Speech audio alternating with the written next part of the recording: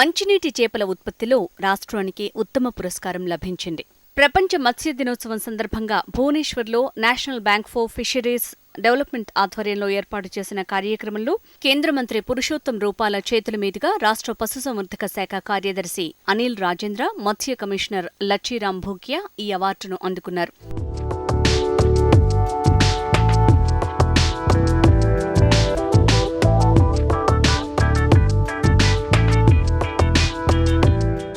రాష్ట్రంలో లక్షల మంది ఉపాధి పొందుతున్న మత్స్యరంగం అభివృద్ధికి సీఎం కేసీఆర్ చొరవతో అనేక పథకాలు అమలవుతున్నాయి.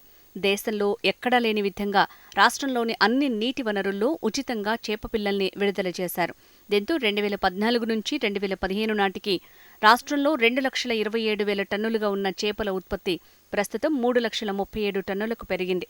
అంతేకాకుండా దేశంలోనే నీటి వనరుల్లో ఉచితంగా రొయ్య పిల్లల్ని విడుదల చేస్తున్న ఏకైక రాష్ట్రం కూడా తెలంగాణే. మరోవైపు వినియోగదారులకు చేపల్ని అందుబాటులోకి తీసుకొచ్చేందుకు 150 రిటైల్ మొబైల్ ఫిష్ అవుట్లెట్లను ప్రారంభించడంతో పాటు రాష్ట్రంలోని నీటి నిల్వల్ని సమీక్షించేందుకు 30,000 నీటి వనరులను జియో ట్యాగింగ్ చేసిన ఘనత కూడా రాష్ట్ర ప్రభుత్వానికి దక్కింది.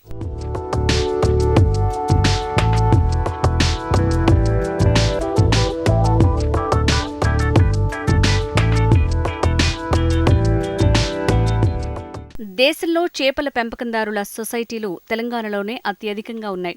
రాష్ట్రంలో కేజ్ కల్చర్కు అనువుగా ఉన్న నీటి వనరుల్లో 300 కోట్ల రూపాయల వ్యయంతో అంతర్జాతీయ సంస్థ సహకారంతో 500 కేజ్ కల్చర్ విధానంలో చేపల పెంపకం చేపట్టేందుకు ఏర్పాట్లు జరుగుతున్నాయి.